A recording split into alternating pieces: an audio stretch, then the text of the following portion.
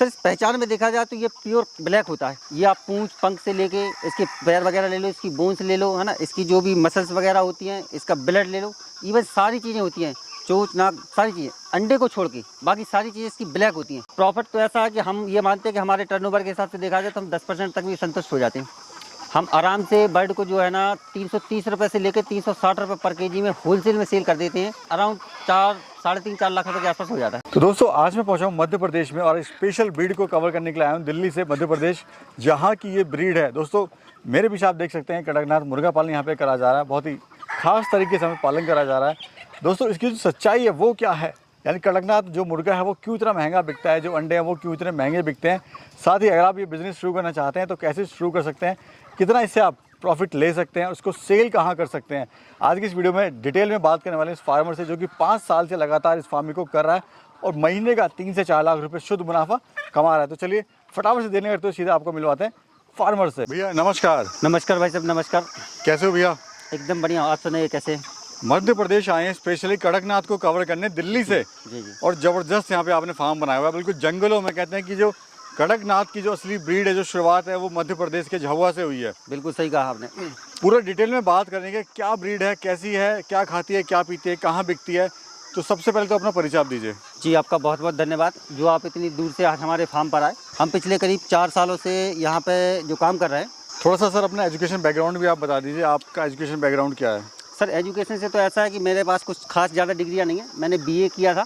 BA करने के बाद में फिर 10 साल पुराने से फार्मा चला रहा था। फार्मा में कुछ ऐसी चीज़ें आई जो कि उधारी के साथ में ज़्यादा काम चल रहा था, तो कोरोना काल के पहले फिर मैंने उसको बंद किया और इस ब्रीड पे सर्च किया और देखा तो कड़कनाथ में जो है ना सेम काम मुझे लगा।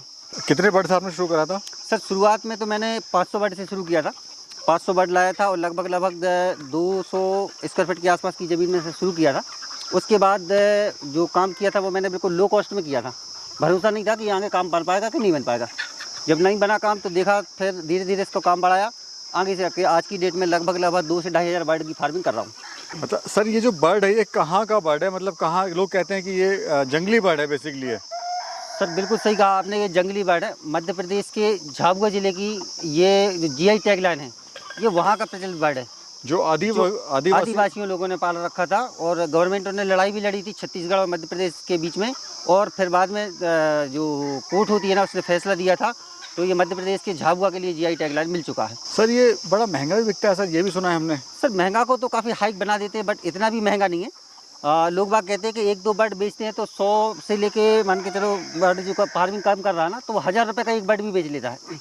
लेकिन जो प्रॉपर तरीके से काम करता है वो 1000 रुपये की नहीं कह सकता। हमारे यहाँ से बर्ड जो है ना रिटेल में 500 से 600 रुपये केजी में आराम से सेल होता है। मैं इससे ज़्यादा बेचने के लिए रिकमेंड भी नहीं करता हूँ, क्योंकि इसकी जो प्रोडक्शन कॉस्ट आती है वो 250 रुपये से लेके मैक्सिमम 280 रुपये तक की आती है।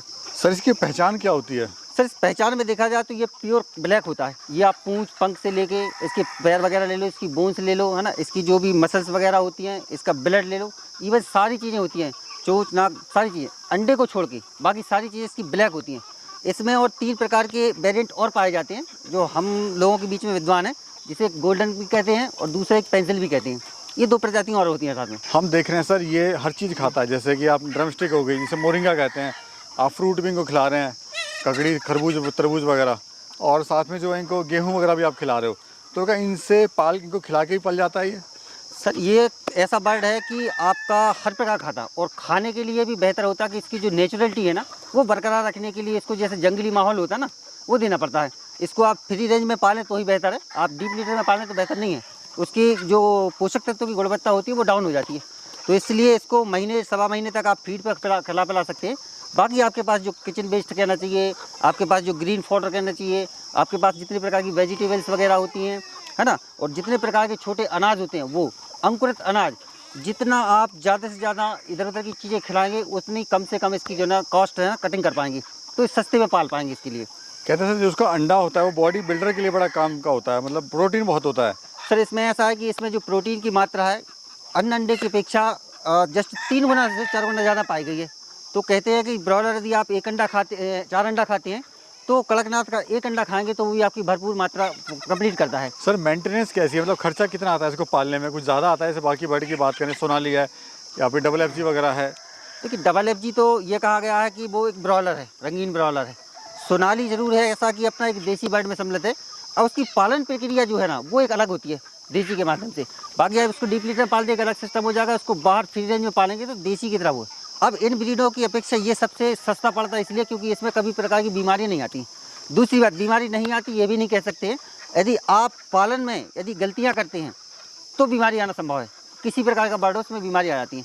तो इसमें साफ़ सफाई का ध्यान रखना, पानी आपका साफ़ होना चाहिए, समय समय पे कुछ ऐसा एनवायरनमेंट चेंज होता है तब कुछ प्रिकॉशन लेने पड़ते हैं, तो वो आप कर सकते हैं। तो इसमें कोई प्रकार का खर्चा नहीं है, सबसे अच्छा काम हो जाता है।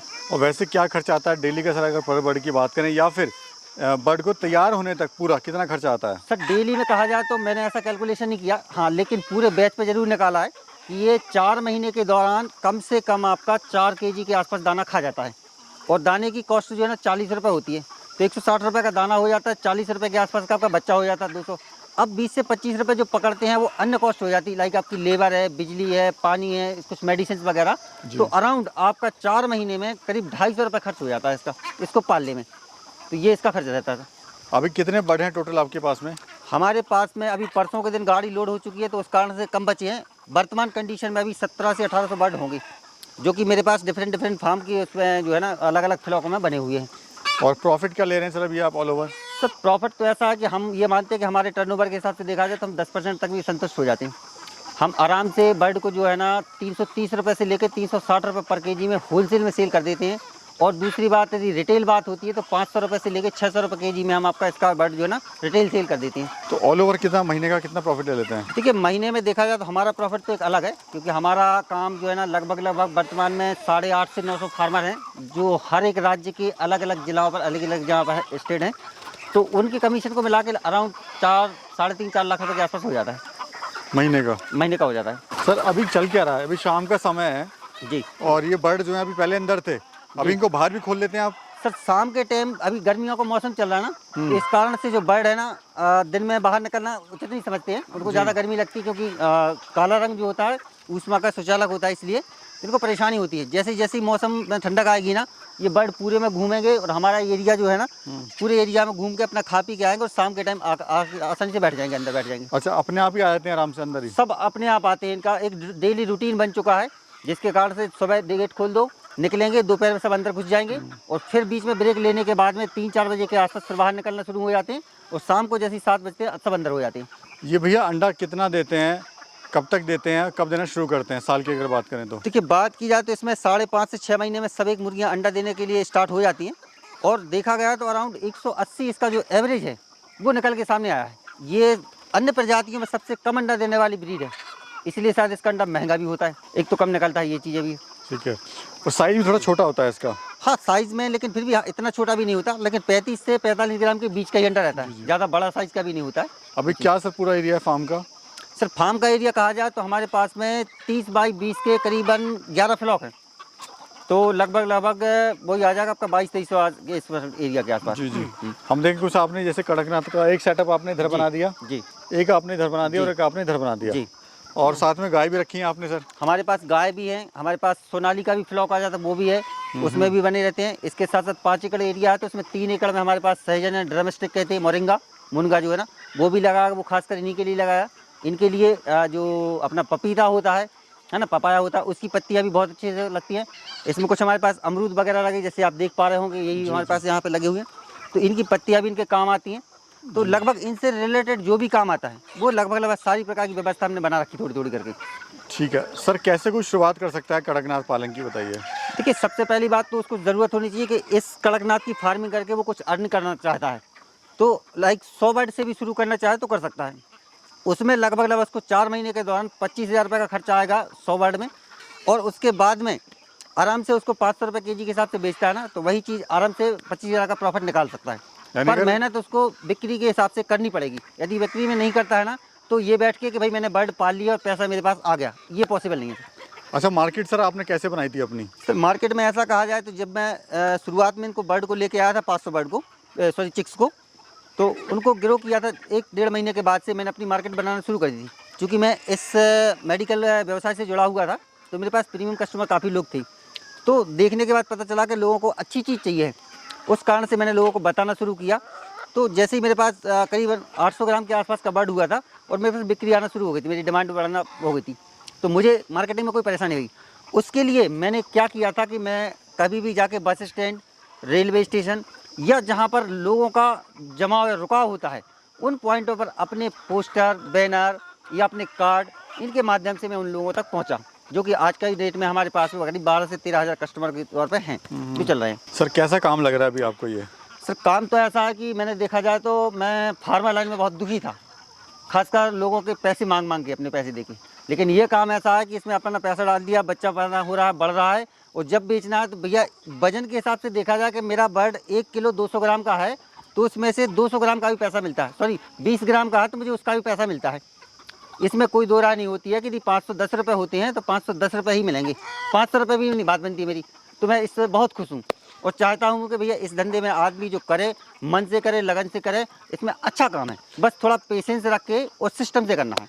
आप अच्छा काम कर रहे थे सर फार्मा का, मेडिकल लाइन का। जी। जब आपने मुर्गी पालन खोला तो गांव वालों ने या फिर आपके परिवार वालों ने कहा नहीं कि भाई पढ़ा लिखा लड़का अच्छी जॉब, अच्छा काम कर रहा था, तो कैसे इस लाइन में आ गया? थोड़ा उस टाइम क्या चल रहा था लोगों के मन में? काफ़ी लोगों ने तो दूरी ऐसी बना रखी है भाई, आज भी देखते हैं कि वो चाहते कि भाई ये तो मान के चलो हमारे पैनल से दूरी है, लेकिन उस समय मेरी टाई या मेरी कॉलर जो है ना वाइट हुआ करती थी, पैसों से टाइट हुआ करती थी। आज लेकिन इस कंडीशन में ये है कि भाई वो चीज़ बिल्कुल सिस्टम अलग है। तो ये चीज़ें हैं, देखने में लगती है, लेकिन इसमें हमारे पास प्रीमियमनेस काम है। मैं पोल्ट्री ब्रॉयलरबाजी नहीं कर रहा हूँ कि बदबू से भरा रहूँ, सना रहूँ, दिन रात उसी में लगा रहूँ। इसमें कोई भी व्यक्ति आके काम करे, 2 घंटे सुबह 2 घंटे शाम प्रॉपर तरीके से देता है, तो वो जो भी काम कर रहा है उन कामों को बगैर किसी डिस्टर्बेंस के इन काम को कर सकता है। चलिए बहुत बहुत शुक्रिया भैया, बहुत बहुत शुक्रिया जी, आप लोगों के बहुत बहुत धन्यवाद। धन्यवाद।